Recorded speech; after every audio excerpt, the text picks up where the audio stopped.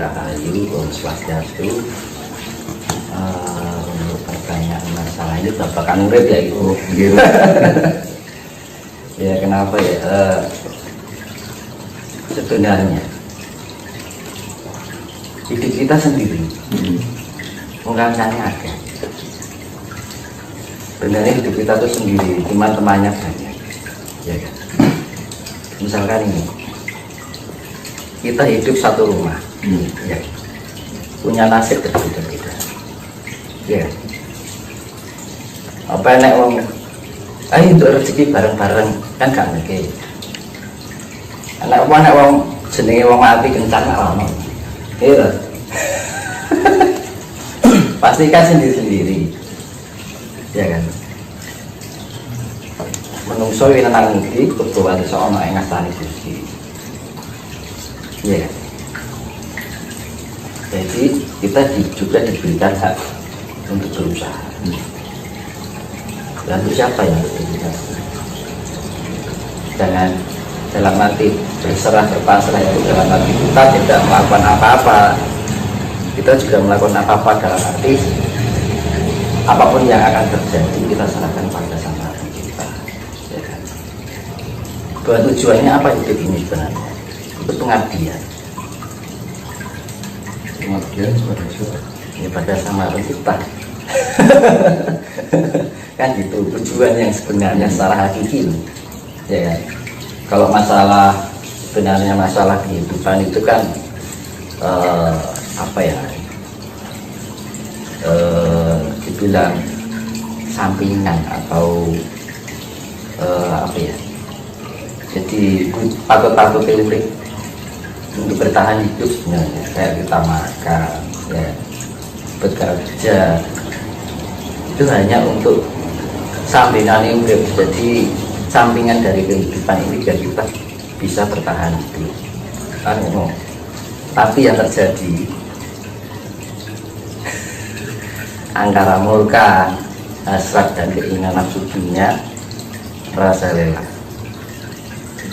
Sekarang yang menjadi faktor utama kehancuran dunia apa? Karsa.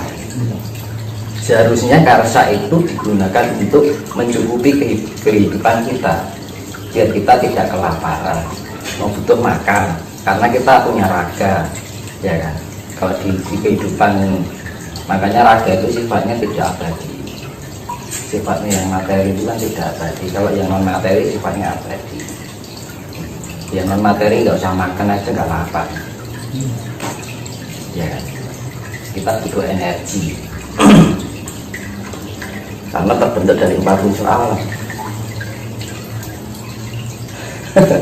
Jadi ya makanya namanya nasib, jodoh, ya kita berusaha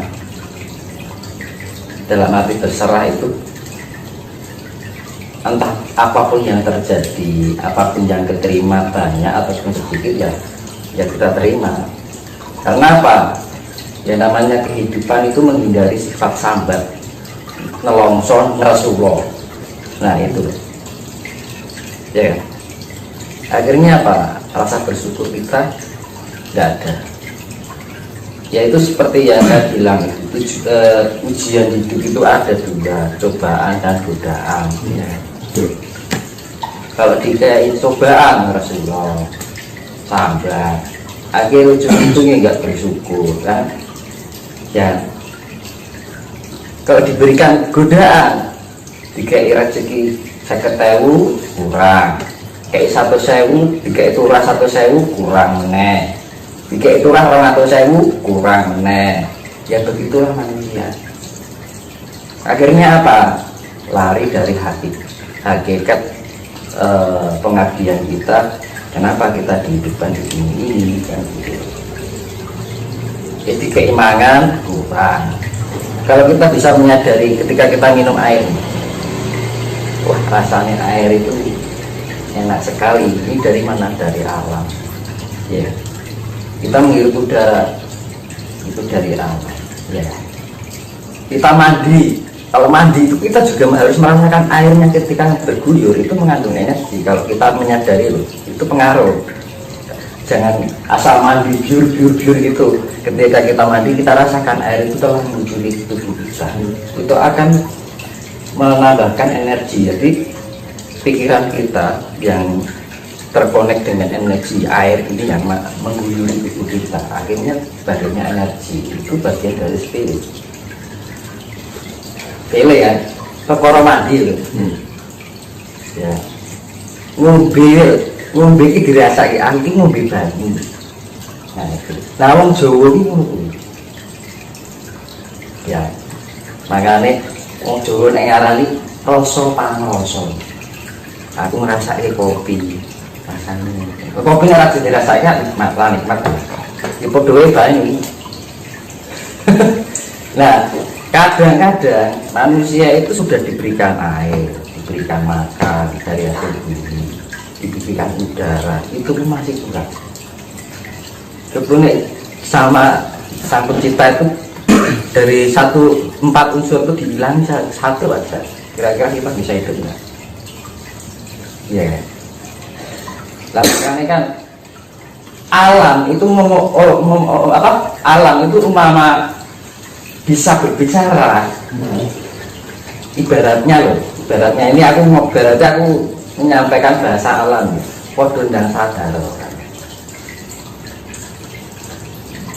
Podo ndang elingo kan. Mumpung kebacut. Karena apa? Keadaan alam, vibrasi alam ya. Ya, manusia anaknya dulu seneng. Ya. Tapi nanti akan jadi suatu penyesalan kalau kita nggak segera membangkitkan diri kita untuk mencapai tingkat kesadaran diri kita. Sepele loh, kita minum air itu bagian tingkat kesadaran diri, kita menghirup air itu bagian tingkat kesadaran diri, mandi pun kita dengan air kita rasakan. Ya, sepele loh, dan itu hal yang sering dilalaikan oleh manusia. Babakan adus mandi. Iya kan? Apa pernah adus? Pokoknya biu kita nggak merasakan. Kita kok bisa menjadi bersih ini karena air. Coba nerentanya. Nah gitu. Nah karena apa? Ketika kita bisa dekat dengan alam, sebenarnya kita akan memberikan diri kita suatu cara untuk penyempurnaan diri. Manakala kita tidak bisa menyadari keberadaan alam itu sendiri, merasakan apa yang kita rasakan untuk alam, malah mungkin kita bisa dekat dengan alam. Omong kosong. Kalau kita bisa mengatakan dekat dengan alam, tapi setiap alam dari bagian unsur alam hadir di dalam diri kita, kita tidak pernah merasakan. Ya. Kan hal sepele itu. Hal sepele yang seringkali kita lakukan dalam kehidupan sehari-hari, gitu. Kadang mau saya makan aja telap, ya tuh rakelingan tiap mangan karo kan, ini kau ngerti kan, mikirnya duit kan gitu orang sekarang, gitu. Sing di berarti ki patuto sing diminta lopo ki sak gagak kan ngono lho, iya kan. Nah kadang-kadang manusia itu kehilangan itu. Ngomong alamnya ngomongin mungkin. Kalau kita sudah menyatu dengan alam, kita merasakan apa yang alam rasakan. Cukup dibuat balik gitu aja. Enggak, ketika kita dekat dengan alam, beratnya pahit dan sakitnya alam, kita juga ikut merasakan. Alam ingin berbicara apa? Kita juga ingin berbicara seperti apa yang harusnya alam bicarakan, cuman kan alam berbicaranya dengan bahasa kejadian dan kisah kan.